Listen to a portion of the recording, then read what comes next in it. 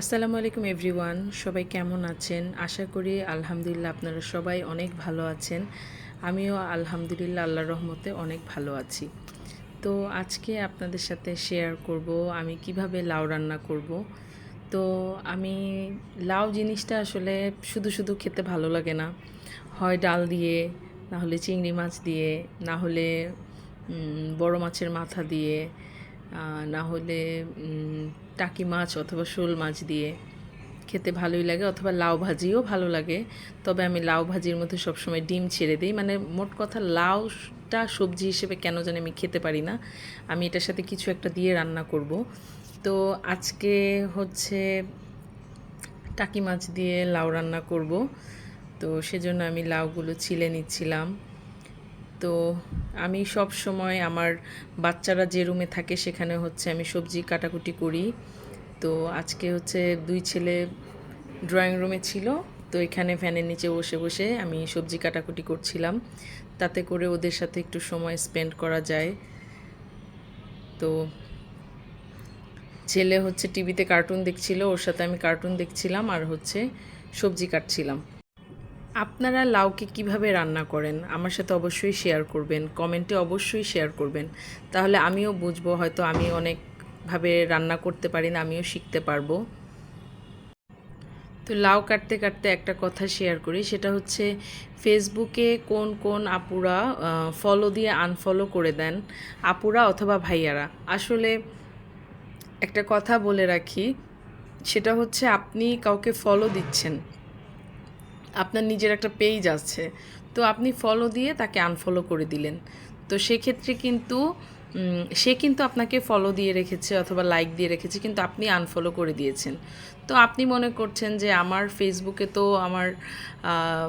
আমার তো ফলোয়ার বেড়ে গেছে, এখন সমস্যা কি, আনফলো করে দিই। কিন্তু আপনি যে ভুলটা করছেন সেটা হচ্ছে আপনার পেজের রিচ কমে যাবে। হঠাৎ করে দেখবেন আপনার পেজের রিচ ডাউন হয়ে যাবে অথবা আপনার এঙ্গেজমেন্ট কমে যাবে।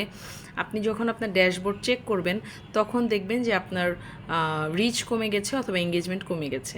তো সেক্ষেত্রে কাউকে ফলো দিলে তাকে আর আনফলো করলে আপনারই পেজের ক্ষতি আপনি করছেন। তো আমি গল্প করতে করতে রান্না শুরু করে দিয়েছি।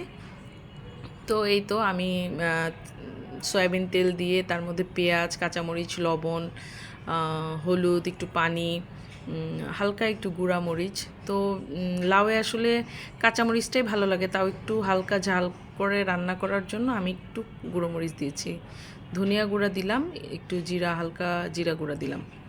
তো মশলাটাকে ভালো করে কষিয়ে আমি এর মধ্যে টাকি মাছ দিয়ে দেবো, টাকি মাছটা কষাবো। তো এই তো আমি টাকি মাছ দিয়ে দিয়েছি, টাকি মাছটা খুব ভালো করে কষিয়ে নিব।